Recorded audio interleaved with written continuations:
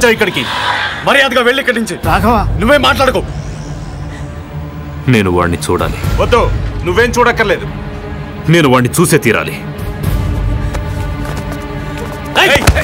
ఏంట్రా చూసేది? చూడకుండా వెళ్ళ.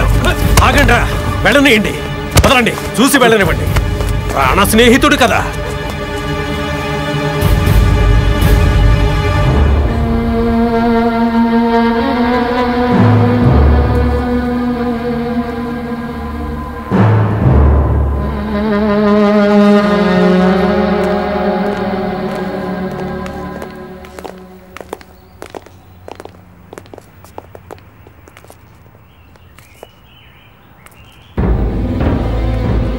జామీన్లో బయటికి రావడం కంటే రిమాండ్లో ఉండడమే సురక్షితం. తెలుసు, మీకు మంచిది అనిపించింది చేయండి. సమయం వచ్చినప్పుడు నేనే జైలుకి వచ్చి కలుస్తాను. ఏదైనా ఉంటే అక్కడే మాట్లాడుకోవచ్చు. వెళ్ళు.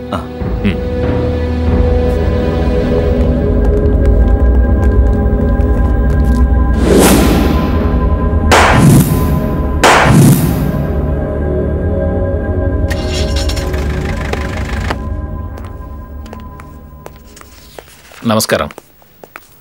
ఏంటి రిజిస్ట్రార్ గారు, ఈ మధ్య రావడమే మానేశారు? కూర్చోండి. ఏం లేదు, మా అమ్మాయి పెళ్ళైన తర్వాత భార్యాభర్తలిద్దరూ అమెరికాలో సెటిల్ అయ్యారు. మమ్మల్ని అక్కడికి రమ్మని ఫోర్స్ చేశారు. వెళ్ళక తప్పలేదు. విదేశాల్లో జాబ్ చేయాలనుకునే యువత ఈ మధ్య చాలా ఎక్కువైపోయారు. వెళ్ళాక మన సంస్కృతి సంప్రదాయాలను మర్చిపోయే ప్రమాదం ఉంది.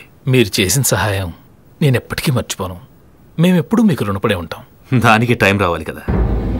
పోన్లేండి, వకీల్ గారు మీరు చేయాల్సింది చెప్పే ఉంటారు. రేపు ఉదయం సబ్ జైల్ గేట్ ముందుంటే చాలు. తప్పకుండా. ఒక మాల్ ప్రాక్టీస్కి వాడుకుంటున్నానని నన్ను తప్పుగా అనుకోకండి. మాకింతకన్నా వేరే దారి కనిపించలేదు.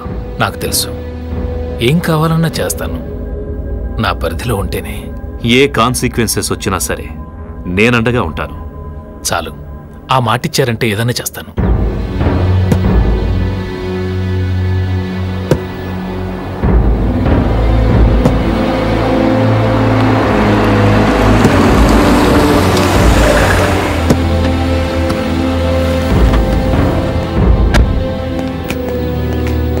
ఆఫీస్కి వెళ్ళొచ్చాను. లేట్ అవుతుందేమోనని భయపడ్డాను. ఇవిగోండి.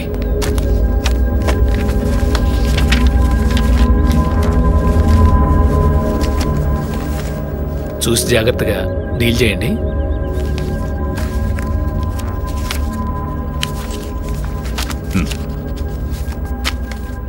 మీరు వెళ్ళి విజిటర్స్ రూమ్లో వెయిట్ చేయండి.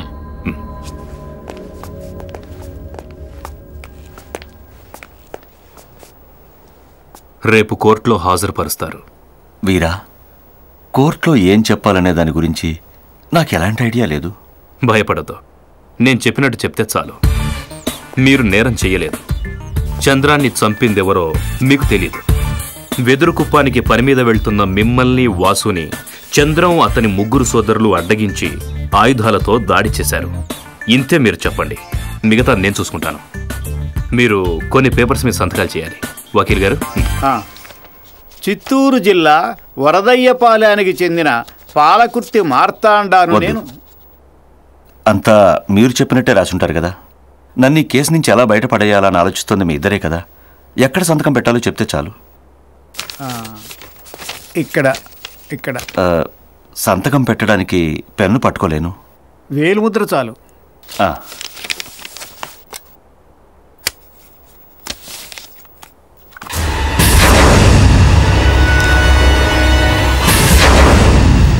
ఎవిడెన్సు, విట్నెస్ చాలా స్ట్రాంగ్గా ఉన్నాయి వీరా. అసాధ్యమైనవి చేసేటప్పుడే మనం తెలివిగా ఆలోచించాలి. మనం ఇప్పుడు వాది ప్రతివాది ఎవరన్నదే చూడాలి. సెంటిమెంట్స్ మర్చిపోవాలి. అయినా కేసుని జాగ్రత్తగా చదివి ప్రజెంట్ చేయండి. ప్రాసిక్యూషన్ తరఫున మెయిన్ ఐ విట్నెస్ దివాకర్. అతను ఆ హత్యను కళ్ళారా చూశాడు. కోర్టుకు వచ్చి సాక్ష్యం కూడా చెబుతాడు. చనిపోయింది తన తమ్ముడు కదా. క్రాస్ ఎగ్జామినేషన్ స్ట్రాంగ్గా చేయాలి. దివాకర్ ప్రత్యక్ష సాక్షి కాదని రెండవ మూడవ సాక్షులైన భాస్కర్ రాఘవులు చెప్తున్నది అంతా అసత్యమని మీరు వాదించాలి. మార్తాండే ఈ హత్య చేశాడు అనటానికి ప్రత్యక్ష సాక్షి అయిన దివాకర్ చీకట్లో సరిగ్గా చూడలేదని నిరూపించాలి. అంతేకాకుండా పులివాసుతో గొడవ పడుతున్న భాస్కర్ రాఘవులు కత్తిపోటు తిన్న చంద్ర ఆర్తనాదాన్ని, మరణ వేదనలో ఉన్న అతన్ని మాత్రమే చూశారు. మార్తాండ తన చేతిలో ఉన్న కత్తితో చంద్రాన్ని పొడవడం వీళ్ళెవరూ చూడలేదు. అలాంటప్పుడు వీళ్ళలా ప్రత్యక్ష సాక్షులవుతారు. మార్తాండ నుంచి స్వాధీనం చేసుకున్న కత్తి కోర్టు ఆధీనంలో ఉందని మర్చిపోవద్దు. చంద్ర హత్యకు కారణమైన కత్తిని నేను చెరువులో విసిరేసిన సంగతి మీరు మర్చిపోతున్నారు.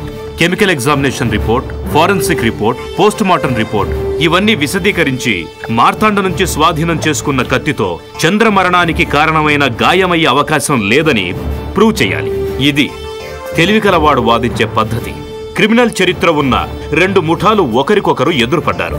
అమావాస్య నాటి రాత్రి 2 ముఠాల వద్ద ఆయుధాలున్నాయి. ఎవరు పొడిచారు, ఎవరిని పొడిచారు ఆ దేవుడికే తెలుసు.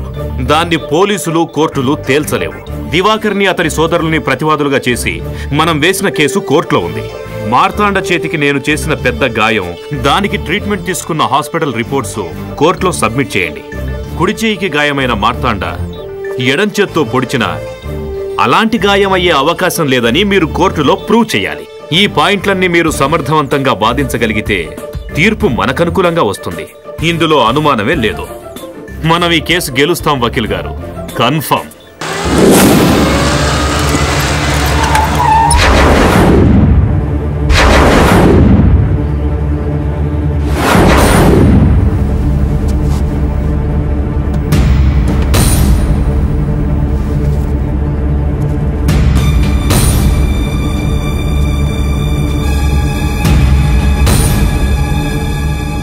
నీకు మార్తాండే ఎక్కువయ్యాడు, అంతేగా?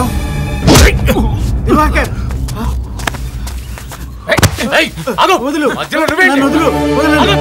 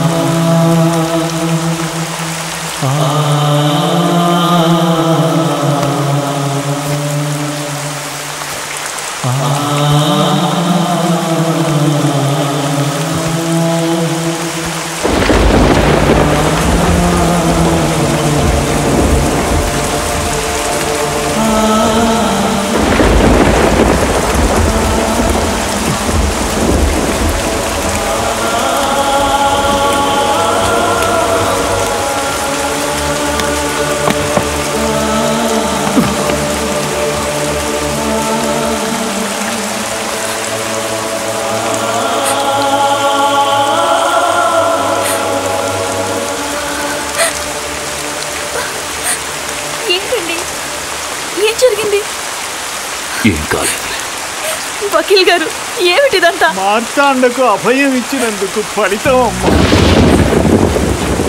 అయ్యో, ఇలా జరిగిందండి. జరగాల్సిందేవో ఆపగలరు.